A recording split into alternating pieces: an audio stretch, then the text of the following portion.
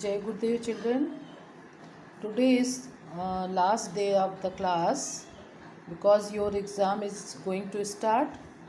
So in this pattern in exam will come. Okay. So unseen passage first question I have given not from your book. This para I have taken from other book. Okay. The first question, read the following passages and answer the questions. This para बच्चों आपने नहीं पढ़ा है, ये किसी दूसरी book से लिया है। ऐसे ही एक पैरा आएगा, आपको उसको पढ़ के और ये क्वेश्चन के आंसर लिखने पड़ेंगे। Pit PAT the rain drop was sleeping on a wave in the ocean as the sun rose he opened his eyes lazily. The day became warm. First question, who was Pit Pat? तो see the answer, Pit PAT the rain drop. तो बच्चों ABC 3 answer exam में भी इसी pattern में दिया होगा, but 1 is correct. तो पिट पैट कौन था? Ocean, sun, raindrop. तो answer is a raindrop. तो एग्ज़ाम में बच्चों आपको आंसर केवल लिखना है। What will you write? Only see, the rain drop. Okay, don't write question, don't write ABC, you write only correct answer. Where was he sleeping? So what will you write? See first answer, was sleeping on a wave in the ocean. I have written in a short, in the raindrop, in the ocean, in the day. What is correct answer? In the ocean. तो आप answer लिखेंगे B, in the ocean. Next question, write one proper noun and one common noun from this para. तो what is proper noun children? Particular name. तो Pit Pat is a proper noun and common noun. Common noun आप कुछ भी लिख सकते हैं, जैसे rain drop also, and rose, and ocean, and sun, and day, these are eyes, these are common noun. तो I have written rose. In this way answer you write proper noun, common noun. Next question, write opposite of closed night. Closed का opposite you search from this para. Closed का opposite opened, तो I have written opened. Night का opposite day, तो you see spelling day, I have written here day. In this way para आएगा बच्चों exam में और आपको क्वेश्चन आंसर लिखने होंगे। Next, read the sentence and right helping verb and main verb. बच्चों वर्ब आपके सिलेबस में मैंने दिया है, वर्ब इस पैटर्न में आएगा।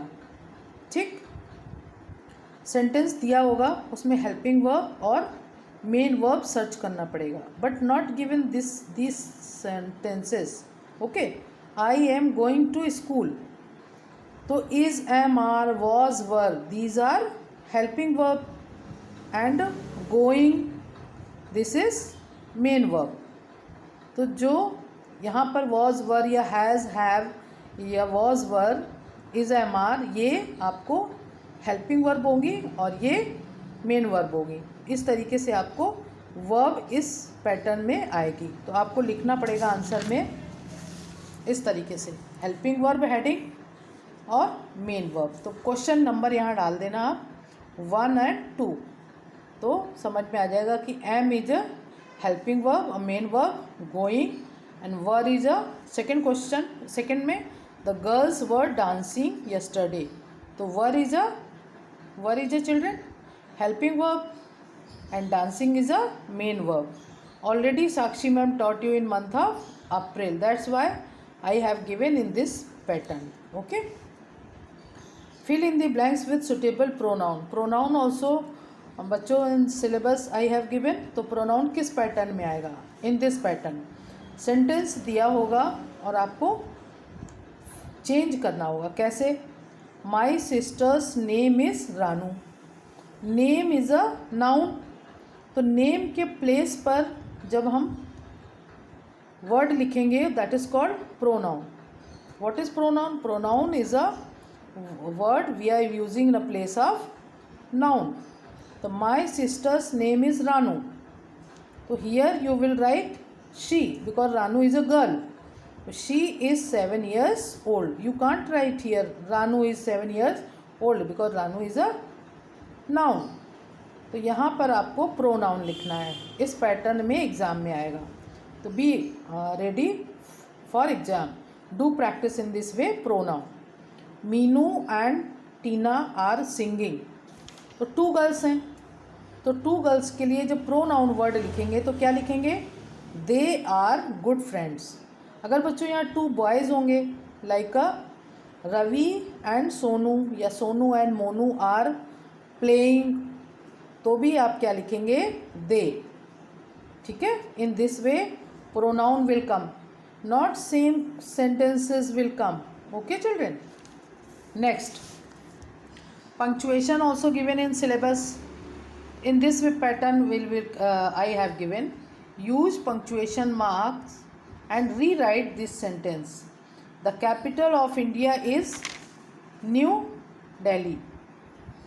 So first letter you write with a capital letter and name you write with a capital letter, and this name also New Delhi, and put the full stop. The capital of India is New Delhi. What is your mother doing? First small letter से I have written and question mark I didn't put, so you put the question mark and first letter capital letter. Next, do you have any pen? So D I written with a small letter, so this is wrong. Question mark I have not put here, so this is also wrong. So you write this correct. D capital letter and question mark. First children you write with a capital letter. Punctuation. So in this way grammar pattern will come in exam, and next video I will tell you ki how poem will come in exam. Okay. Thank you.